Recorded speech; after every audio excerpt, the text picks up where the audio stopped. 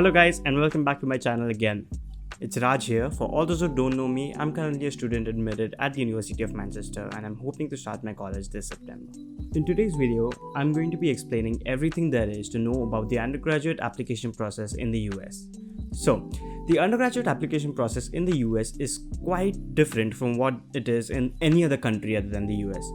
So in US, they have what is called a holistic admissions process in which they understand how the applicant is as a person, and they do not only focus on the grades or how smart you are and how much you got in your examinations. They look at the whole picture and they take all of your circumstances into consideration, and on the basis of that you are given admissions to the university. So of course, US, as you know, is home to some of the best universities in the world. Some universities like Harvard, you have Stanford, you have MIT, Columbia. All of these universities are in the US, and what is called the Ivy League system houses some of the best universities in the world. So of course, if you want to get into such top universities, in such highly reputed universities, you need to be a very good applicant so that universities accept you to be studying over there. The acceptance rates for these universities is very ridiculous. It's close to 4 to 5% for the very top universities, and it is definitely tougher for international students. But yeah, if you're a very good applicant and if you have confidence in yourself and if you know that you are absolutely willing to give everything you have to be able to go into that university, nothing is going to stop you, and it will be a pretty streamlined process for you, and you will have very good chances only if you're serious during the process of application. So, for applications in the US, there are a total of 5 different components that are very helpful. These are your academics, standardized testings, extracurricular activities, letters of recommendation, and of course, your essays.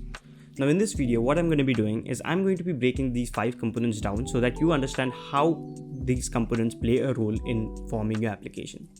So let's first of all talk about your academics. Now, academics, of course, is your board examinations or is what you achieve in your high school curriculum. So many people have this question that does the board matter? Does it matter which board do I go to be able to get into some top universities? The answer definitely is a yes and a no. So if you already are in a CBSE or ICSE for your 11th and 12th, it will not matter. But make sure that you are absolutely crushing your examinations and you're taking your studies really, really seriously. And if you're just starting out your 11th and 12th, if you've just finished your 10th standard, I suggest you to take an international board like the IB curriculum, because that really helps the universities abroad put your application into perspective. But again, it does not matter that much. Even if you're a student from CBSE or ICSE, it will not really matter. But your best bet is to always, throughout your 9th to 12th, try and keep your percentage above 94 or above 93 to the minimum. Because, that makes them understand that you are actually serious about your studies. But of course, as I'm mentioning this, there's no particular cutoff. So even if you're a poor student in 9th, by poor I mean even if you got about 85 to 86% in 9th, but from 10th onwards, you're showing a lot of improvement, that you're going above 90 from 10th, then you're keeping on improving. If the graph goes up, then they will not have any problem, and it indicates to them that you are actually an improving student and you are willing to put in hard work to improve. The second part of the process is your standardized testing. Now, the standardized testing is your SAT or the ACTs. Now, both of these exams are acceptable. The universities do not differentiate in that. Both of them have the same weightage. So it's just completely up to the person who's giving the test of which one to take. So I personally had given the SAT, and I've also made a video about how I ended up getting a 1500 on the SAT, which is like not a benchmark again, but which is like a good score, a competitive score to be able to get into top universities. Of course, mine wasn't as competitive enough because the SAT is out of 1600. You can go all the way up to 1600. But again, if you get above 1500, you have a very good chance of getting into those universities. Now, the SAT and the ACTs are again not a test of intelligence. They are they just test how well you can give a particular test. So now you might be having the question of whether I should give the SAT or the ACT. Again, this is completely up to the person himself. Do one thing, go to the internet and search for practice papers of both the tests and give one test give one full-length test of both the papers. Give one 3-hour SAT test and give one 3-hour ACT test, about 3 hours. And after getting down your marks and after you've corrected your answer sheets, check which you're doing better, and do this without any preparation. So the first time you're giving the test, do not prepare at all. And once you've given both the tests, check in which you're getting a better mark, and after that start preparing for that test. For preparations, I'd say you should generally give about 3 to 4 months. 3 to 4 months are enough. You should not even start quite earlier, because by the time you come to the exam date, you've already forgotten everything and you will not be able to perform as well as you could if you started a little bit closer to the exam. But again, don't start studying very close to the exam. Don't start studying about 15 days before your exam date. 3 months is, I think, a very good time to start studying. Now, as to when to take these examinations, I'd suggest you to take these exams as early as possible. 11th standard is probably the best time to give it, in the beginning of your class 11, because at that time you won't have any pressure of studying in high school, because once you get to 12th standard, there's a lot of study work of the high school that you have to do. So you will not be able to give as much time to the SAT and your anxiety will shoot up. So try and finish off the SAT and ACT or ACT in the very beginning of your 11th standard. Now, another thing is called the AP examination. So APs are actually extra examinations that people in the US give, the students in the US give, which improves their chances for college admissions and it gives them extra credits. So I personally did not give any AP test, but if you want to get into a very top college, if you're aiming for Harvard or Stanford, APs are really, really helpful, because I've seen many of these videos on YouTube of how people got into different universities, and almost all of them have given about 3 or 4 AP tests. So what is there in these tests? So AP tests are subject tests. So you have a lot of options. You have calculus, you have physics. In physics also you have mechanics and all different things. So it's completely up to you. Try and give examinations, AP exams related to what course you're going to be doing or what you think you're going to be studying in college, and try and give those examinations in which you think you'll score better. So it is out of 5 marks, is 5 points. And yeah, so giving AP tests will definitely improve your chances. Of course, if you cannot afford to waste time, or if you don't have enough resources to be giving these expensive tests, it is not a huge differentiator. So even if you cannot give APs, it is completely all right. But if you are capable of giving AP tests, if you can afford to give an AP test, it is really advisable that you give them. Again, when to take the AP tests?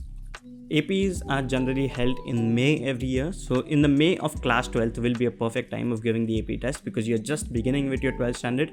Again, to avoid the rush of the end of 12th standard, you should end up giving it in the beginning of 12th standard. So in the vacations after 11th, in the summers after 11th, you can study for your AP tests and give them in the beginning of your 12th standard, so you're done with them as early as possible.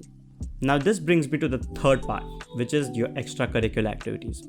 Now, extracurricular activities are very, very important in the US admission cycle. ECs, or extracurricular activities, is something which is very unique to the American college admission systems. You will not find any universities in the UK asking for your extracurricular activities. Admissions process, as I told in the other video, in the UK is completely based upon academics and how well you are as a student in high school. But in the US, they want to know how you're a student in the classroom as well as outside the classroom, and how well you're doing in all the spheres of your life. So what exactly are extracurriculars? So anything that you do except for your studies. So you might be a part of a club, you might be a school's head boy, you might be a school's prefect, you might be doing some volunteering work, you might even have your own startup, you might have your own company, you're running an NGO, anything, you've written a book. If you want to get a good idea of what different types of extracurriculars you can actually have, I suggest you to make an account of Common App, and which is the portal where you apply for the universities. And in the activities section, you can check out all the different categories of extracurriculars that are there. Again, what I think is that you should not try to be a jack of all trades when it comes to extracurricular activities. Do not try to have a variety of activities throughout your high school. I mean, it's okay to be doing variety of things, but they should not be completely contrasting each other. Your application, as I think, should have a central part or the hook of your application, which actually is what catches the attention of the person who's reading your application file, and he knows that you are into this field and you are extremely devoted to that field, and so that he knows that you're going to be really successful in that very field. Also, the quantity of extracurricular activities, which I believe is not really important. What is more important is the quality of the extracurricular activities that you are already doing. So for example, if you run a club in your high school, if you only do the work for about 2 hours a month and you're bragging about it on your application, it is not going to be helping. What will help is if they see that you're actually devoting a lot of time and a lot of hard work, and how well you've done in that field. If you've won any awards in that field, if you've gotten any awards, honors in that field, that will matter the most, because they want to see how deep you can go into your personal interests. Now, after this, I wanted to talk a little bit about essays. Essays, it's not something that I feel, but they are the most important part of your application. Everybody knows that. Your essay can definitely make or break your application. If you're not a very strong student in your classroom, your essay can help cover that up. If you're not a very strong student with regards to the extracurricular activities, your essay can help cover that up. Essays help them understand how exactly you are outside whatever else they've seen. They want to know you as a person, and this thing is the most important in your admission cycle. As you know, Stanford, Harvard, all of these universities, they definitely have people with very strong stats. Most of the applicants will have a 1550 plus on the SATs. They'll have a 35 or 36 on the ACT, while they'll have a brilliant list of activities. They'll be doing a lot of volunteering work. The teachers are proud of them. They'll be all India toppers. They'll be really smart students. But the essay is something which helps you stand out of the bunch. Because if all of them have these stats, if all of them have the extracurricular activities, the admissions officer do not know whom to choose. But after reading the essay, they know how the person is actually. They know you as a person, and that really sways your decision, and that will really help you get into these universities. So I believe that if you're even looking for any college counseling, or if you're looking for any, and going through any agencies, I'd suggest you to forget about that and really focus on your essays, and see if see if some of your friends, your English teacher is going to help you with your essay. And remember, do not tell them to write your essay. Do not ever in any step let anyone else write anything for you. Now you'll think that you can get your essay written by the English topper from your high school, and you'll definitely get in, but this is where you're getting really wrong. The admissions officers in the top universities have worked in the same office for many years, and they love their job. So when they see the rest of your application and then your essay, they will understand that you have not written it. They will understand that these are not your authentic words. So try to bring out your own voice from the essay and spend as much time as possible on this. Do not try to write your essay in the last 10 days of the application, because people can make out if your essay is rushed. They can understand that if you've written it just for the sake of filling out your application. Try to devote as much time as possible to your essay. As a rule of thumb, I'd say about 1.5 months or about 2 months should be a good time. I'm not saying sit every day for 2 hours and work on the essay. I'm saying get a draft done in about a week.